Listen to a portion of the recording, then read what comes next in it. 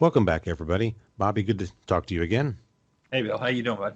Good. Recently, we talked about building your team, that trying to get something published, you need a team. You need people who can back you up with some of the small tasks that become very, very time consuming. Yeah. It's hard to do it all on your own. So, yeah, bringing in other people's good. But there's a dark side to it. Yeah, there can be. There can be, and there has been. Okay. Yeah. So what are some of the pitfalls of having a production team, a support team working with you? Well, I think pitfalls. First, everybody needs to know sort of what their jobs are, what you're asking of them. Are you asking just for support at like doing shows? So you would reach out to fans. I know creators like Brian Polito, early on would reach out to fans to help him run shows that he basically go on himself. I know Bill Tucci depends on some fans who comes and helps him run his tables while he, draws and does everything. And basically they're there to take care of their needs, or they're there to help show portfolios to fans and stuff like that. And that's very helpful. But then, transportation and setup and sure, all of these things, you need help with. Yes. But when it comes down to creating the comic, your team building here, and not always everybody gels together. So it's very important to try to figure out what you're looking for to help you, one, to get the project done. What are you in need of, and what can this person bring to the team? Well, I think you hit that on the head when you said expectations. Yeah. Because you're asking people to volunteer their time and effort. And what do they expect to be asked to do? What do you expect them to do? You're making a commitment to each other. If someone's going to manage your social media, okay, it's a commitment of time and effort. It's a job. It's a job, okay? And you're supervising that person doing a job. And if a person is simply volunteering and they're not on a payroll, they may have that idea, well, I can put in as much or as little time as I want, each week, and you're lucky to get any time that I give you. That's not going to work, is it? No, it's not.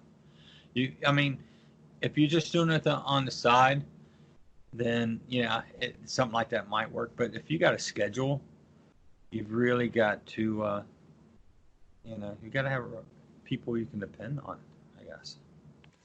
You have to have people you can depend on, but we're talking about, you're trying to build a team when you don't have the resources to pay a full professional staff.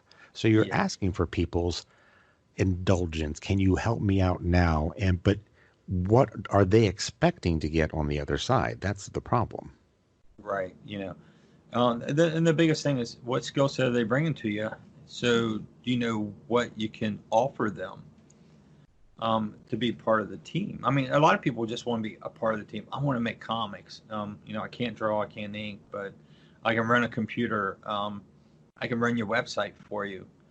That's cool until that person gets so busy and you're needing a new store, or you're needing something else, and that problem becomes that person doesn't have time to update your store, or if you're getting ready to launch a Kickstarter and you got a lot of things going and you need a bunch of stuff added, and they disappear on you.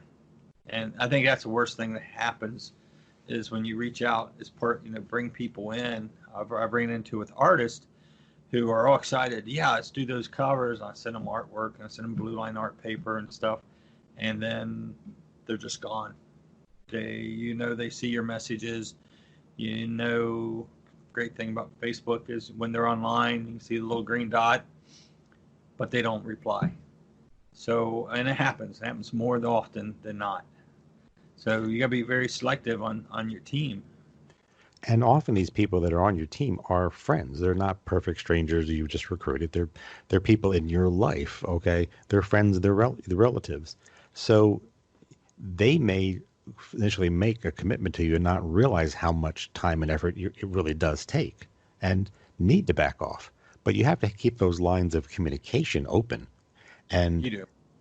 And understand that someone may have overcommitted, and understand that they may have to back off on something. But if they can tell you that, then you can find someone else to help take up the slack of what they're doing. I think one of the biggest thing is communications. It's hard enough to make comics if you just want to make comics and you're a jack of all trade and you do a little bit of everything. But the biggest thing you can do is learn how to communicate with people, reach out to people. I reached out to an artist just the other day who I had commissioned a cover for an upcoming Kickstarter, and his cover's taken a little while. So I reached out to him. I knew he had some health issues and stuff going on, and I wanted to get 10 more pages of a story. And, truthfully, as long as it's taken to get this cover done, I probably knew I wasn't going to get to 10 pages. And the price was a little bit more than what I had budgeted for it, so it probably won't work out with them. But you just got to reach out, stay in their ear. Then, I don't know. It's just... Well, you're being asked to do things that are kind of outside your wheelhouse. Is the most people who want to write and draw comics tend to be very solitary people. I want to do my project and focus on my work.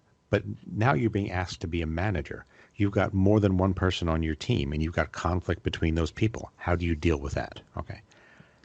Set them in the corners. Set them in the corners sometimes. Yes. Now, I've had studios, and right now we're all working separately at our homes, not because of what's going on. It's just it's convenient. I'm here in Northern Kentucky. You're over in Ohio. I got Bill Nichols down in Elizabethtown. I've got people in Louisville. I got people in California to work with, and it's just more convenient for us all freelancers to work separately with different time zones. Yeah, not everybody jives together. You're right. You got to be a manager, and everybody has to have a time frame would be best.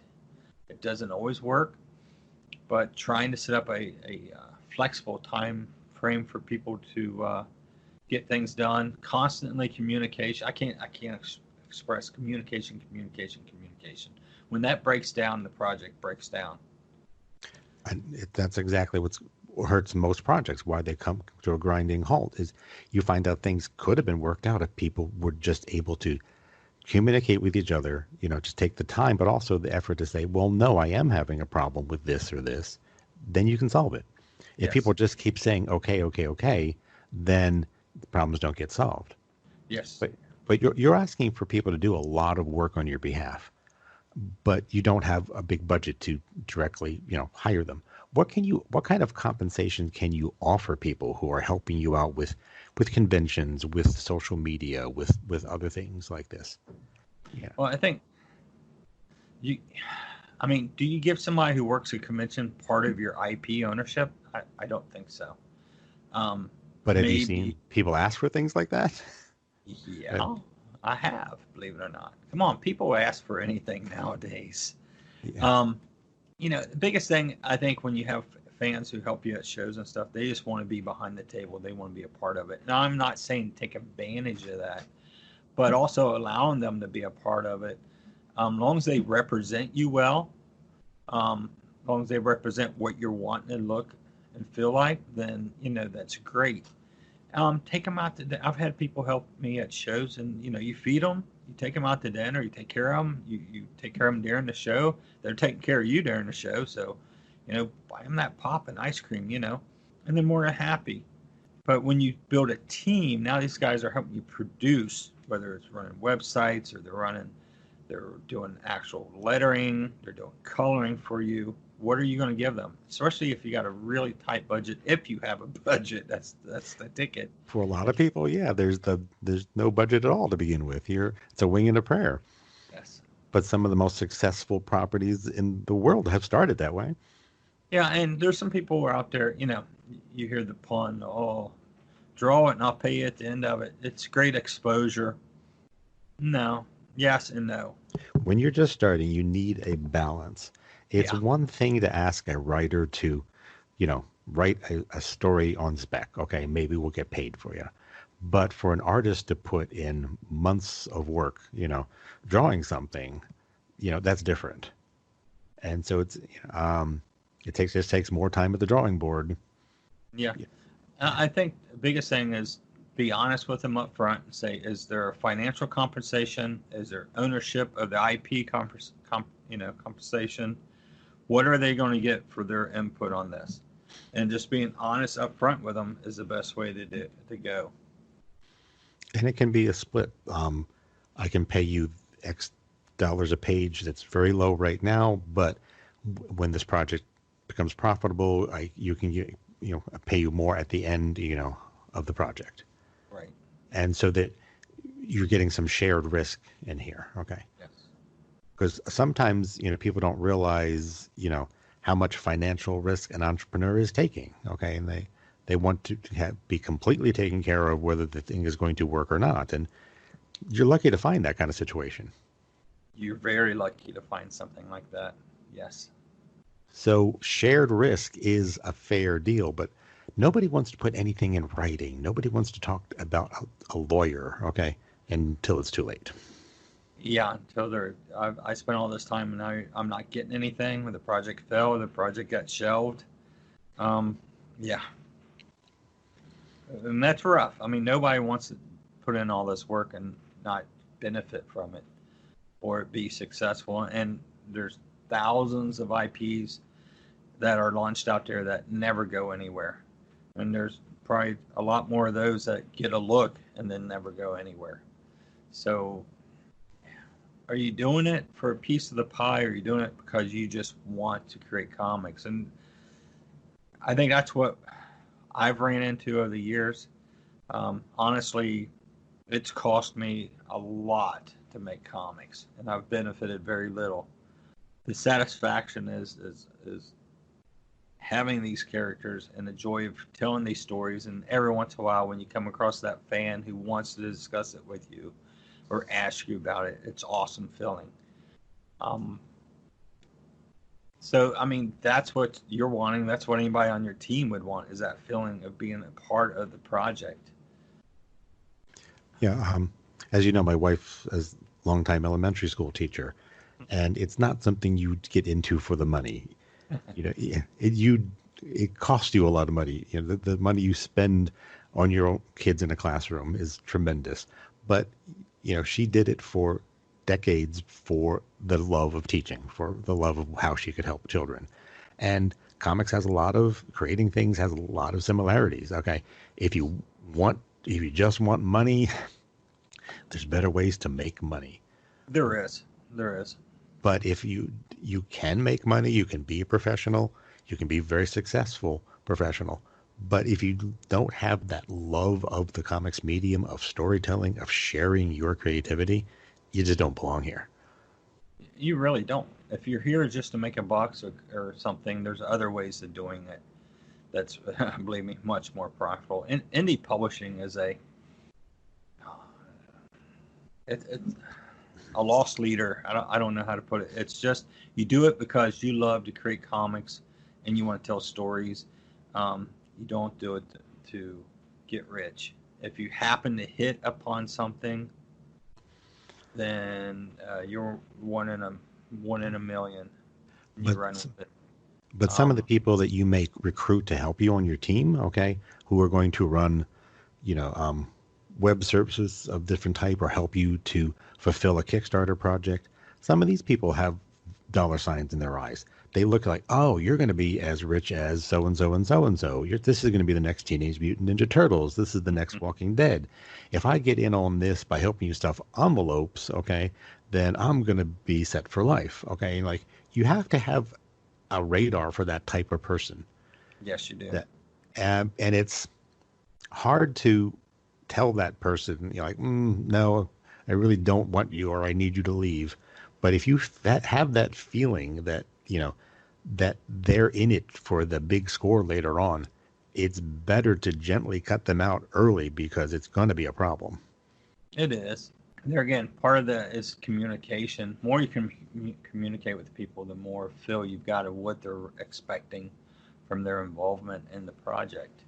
And unfortunately, I've had to do that independently like this, and I've had to do it as a studio. I've had people in studios that just didn't work out.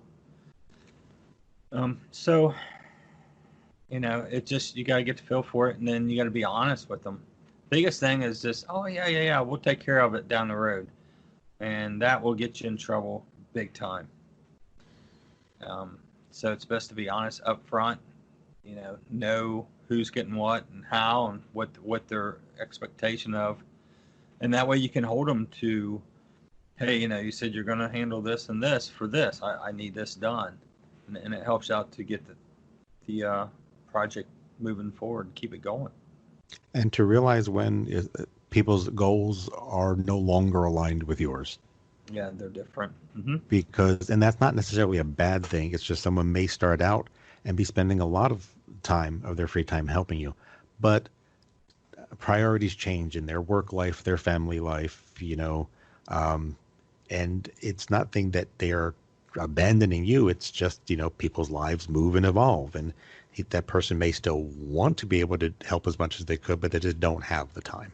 Sure, and you might bring somebody in to help you out with a website or something like that, but their goal is really they want to pencil their own comic or write their own comic, and if that's not available for them on this team, then they will move. They will eventually move on, and especially to know that up front, and it only benefits everybody. I mean, well, I think is a very, very important point you brought up, that there are people that may be other creatives who want to eventually do their own thing.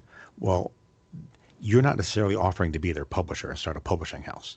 No. You're trying to start your own project, but people look at that and say, well, then you're going to be a publisher, and then you can publish my book too.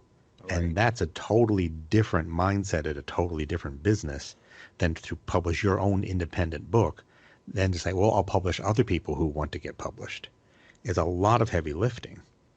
Yeah, you better have some money in that wallet too. Right. Okay. There's a lot of cost. When at the end of the day, after a project is created, there's a lot of cost to trying to get it delivered out. And that's just straight digital project. But even then, you're still looking at website servers and other ways. And then how do you let people know? Well, so many people want to write or draw or get their book published. They want a publisher to do much of the heavy lifting, because I just want to do my creative part of it. And if you can find a publisher to publish you, that's fine. But your friend who's doing their own self-publishing is not going to be your publisher. No. And that I've seen that happen very often, where unexplained expectations, okay? You have to put your expectations on the table at the beginning. Right. Well, I got into a predicament once with a young lady who had a wonderful book, loved the art style. We offered it through Diamond, and the thing was that she knew a buyer at Barnes & Nobles. Yeah, it was Barnes & Nobles, when they were in the manga and everything. Yeah. And this had a manga feel to it, and supposedly the buyer told her that he ordered 20-something thousand copies. And I'm like, well, that's awesome. But the problem was Diamond didn't pass those orders on. I said, it didn't even meet a minimum order to get published at Diamond. And she got upset. Well, that's just what he's telling me. And I'm like, well, have him call me. Well, he would never call me. Yes. He would never follow through. And of course, I was the bad guy, because this guy's telling, he's a buyer of Barnes & Noble. He's telling her that he ordered 20,000 copies for his stores to distribute. And I'm like, well, if he ordered 20,000 copies through Diamond, they would be happy. They'd be thrilled to death. Yes, and I would be thrilled to death. I mean, the book was beautiful. It had that manga type style and everything, but it just that of course she was mad at me because I did something wrong, and the project just I'm like, look, ma'am, I hate to tell you, but he didn't order 20,000 copies through Diamond. I called him. There was no order placed. And there was no other place to order it through, so. No. That's exclusively through Diamond, and so that just never happened. So it wasn't like communication. It was somebody who's telling the creator one thing. I have a feeling I know why, but it wasn't true. The orders were never there. So that was sort of a bad thing, because I really wanted to work with that creator. She was very good, but we didn't get any further than that project because the orders just didn't come back through Diamond. So that was a bad situation at the time. And that's why, communication and honesty and believing in your partners is such an important part of making a project happen. Okay. It is. Where I was going with that is you can't expect a publisher to go ahead and publish it at a loss. That kind of stuff has to be worked out. Can you take a little loss and hope pick it up at conventions? But you never know. We've talked about conventions. You never know what you're going to do at a con. You never know what kind of money you're going to make because you're competing with every other table on the floor. Well, and any creator who thinks that they can get fully compensated for a project from day one, okay, and never have any financial risk in today's market, it just doesn't make any sense. It really doesn't. Every image comic creator is taking a financial risk. Okay. Everybody offering a book through .image is taking a risk. I think it cost us $3,000 an issue, and I could be wrong, could be $2,000. But it used to be to have a book solicited through Image, you paid them money. Oh yeah, you do. So if you're Image it does not accept a lot of people, but the people they do have to have a month's worth of work done ahead of time, which they're not being compensated for, right, and pay for to be solicited by Image, and then see their money on the back end. Yeah, so that instead, if it doesn't sell, they're going to lose time and money, what they could have been working on something else. Right, and I think the thing we ran into, we never signed money from Image. We got books, we got compensation with books, with the series, but it was never any money. If I'm hoping, I guess it covered what we were supposed to pay them. They would take it out of the profits, is what they would do back then. So I don't know how the deal is now, but that they needed to print whatever they offered, and you were guaranteed some minimum orders, enough to pay for the printing bill basically, and I guess to pay for their office fees. But so even working with a medium-sized publisher, I guess it's a medium-sized publisher, you need to keep the communications open, and it doesn't always work out that way for you there. But the biggest thing that all comes down to is when you're dealing with your crew, the people who are helping you, expectations on both sides, and it's not enough to just sit down that one time. Expectations change. Your expectations change. Their expectations change. You need to keep having this conversation. Yeah, I think earlier I said communications. You did. 3 C's. How's that? Yeah, location's not so important anymore for comics, nope. But communication is, okay? Yes. And, and you also said very well, take care of your people. I mean, they're doing a lot of favors for you. What can you do for them to just show that you appreciate, that you care, that they're important to you? All right. Not treat them like a cog in a machine. Like, why didn't you get this done in time? And it's the little things that you can reach out and do that makes them feel like a part of a team and that they are really contributing to something. Well, it's one, really when it comes down to, are you having fun doing it? And as a team, are you having fun creating what you're creating? With social medias and now the streaming, like StreamYards and Zoom and all that, you can get everybody together and you can have talks and chats. That to me would really go a long ways with communications. It will also help you show who's really involved in this, not if they have time for you to do those kinds of things. So that's a way to sort of use that as a tool to see who really wants to be on the team still and who doesn't. And it gives you an idea of who is overextending themselves. Yes. Because if people are doing the work, but you can see that it's too much of a strain on them, you need to step in early and get help for them because they're good before they burn out on you.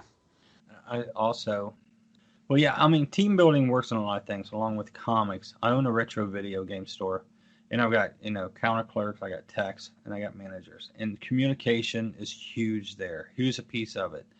Who contributes the most where, and who can benefit you the most? And that's something you can use with building a studio or a loose studio, whatever you want to call it, when you're all sitting in your own little studios at home, or you're all in a store. You work with the people. Where can they benefit you the most? Keep open communications, talking to them, pulling out the skill sets. But you find out very quickly who's not part of the process, who's there for only their own reasons.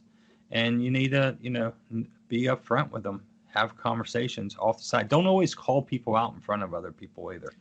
Very important. Very, very that's important. very, yes. Now, especially since so many people use Zoom and StreamYard and all this, don't call people out on a conversation like that. That's not going to benefit you. It doesn't make you look good in front of the whole team that you would do this, because if you do it to them, then the odds are you do it to anybody. That's not part of it. It's like you're trying to put all the pieces together, and that's what I do in the store. I'm trying to put all the right pieces together to make the store grow, to take care of our customers. Our motto is that we find old games new homes. And that's what we try to do. We take old games and we try to find them new homes. And, that's our team building motto. And you try to get the right people in place. You want to do that in the studio also. You want to, who can benefit you the most? Who's going to be better at social media? Is a person doing it or somebody else? And who can you move around if you need to? And if you do need to move people around or even remove someone from a position, don't burn your bridges. Bo Smith is huge about telling me not to burn bridges. He will tell you, that's something he tells me all the time, especially early on. I let my mouth run, and he would be the one that says, don't burn the bridges. Don't burn that bridge. You might have to come back to it. I've eaten crow a few times just to say that, okay? But you tend to learn a lesson, don't you? You need to learn a lesson. I don't always get the first or second time, but I've tried in this current go-around to be more open. You got to be open. And like I said, at the end of the day, for me, it's like, am I having fun doing this? Because if I'm not having fun, then I don't need to do this. So, and someone that you partnered with for a while or worked with, you may need to part ways for a while, but you may wind up back around again and find out, well, yeah, situations have changed. Now we're both in a position to really benefit each other, and you've got some history, and you don't have to, say never darken my door again. Okay. Right. All right. Yeah. There again, communications. Keep it open. I was working with an artist a couple of years ago, and he's, I want to say in South America. I'm not for sure. Brazil, maybe. And so I reached out when all this craziness started going on. I reached out to him and say, hey, it's been a while. How are you and your family? And, it takes him a few days and he replies back. And he's drawing comics full time for somebody. But he says, hey, I'm open on the weekends. I can slide something in, what you got going on. Communications. That's the big part of it. And patience, and realizing that besides drawing your book, which is your big passion, okay, yes, if you don't do these other things, okay, your passion is really never going to see the light of day. So you have to have a balance between your creative work and your business work. Having a team can do a lot of that business work for you, but it doesn't run itself. You have to spend some time taking care of your people. Yes, you do. And being more open and honest with them helps. Goes a long ways with that. And but also keep an eye out for when you are about to be taken advantage of, because it can happen before you know it. Someone who you thought was a loyal team member and on your side and helping you out, their attitude changes and things they can expect way more than you ever promised, and you have to be careful that there is a dark side that people are trying to take advantage of you. Even people who didn't start out that way may become that way. So it's a delicate balance you've got. Well, the biggest thing I've ran in myself where we've had a handshake or yeah, we'll do that. Now 10, 15 years, like no, that's my IP. I created those characters in the story, and they were like, well, when I did this part of it, you said I'd get part of it. So writing stuff down is very, very important on any project. Very important. That way it's on paper, and there's no question about it. Okay. So to wrap it up, you need people, Yes. but okay, you can't trust them. You can't trust them. You just got to get the right people, and it may not always be the first or second person, or that person not maybe you brought them in to help you with inking, but they're better with social media, and Right. very Soon hey, I really need help over in social media, and so is going to help us out with the inks. Whatever. Try to work the people around and try not to burn bridges. And because having a team it's a moving target. You're never going to have the one team that stays together for 40 years. People's lives change, and you just have to keep that communication open and realize what people need and give what you can, okay, and they'll give what they can. Keep that open and be aware that things can change, and things will work out for you. Yes, definitely. Well, Bob, thanks so much for your time today. This has been great. Thanks, Bill. Take care. Talk to you soon. Bye.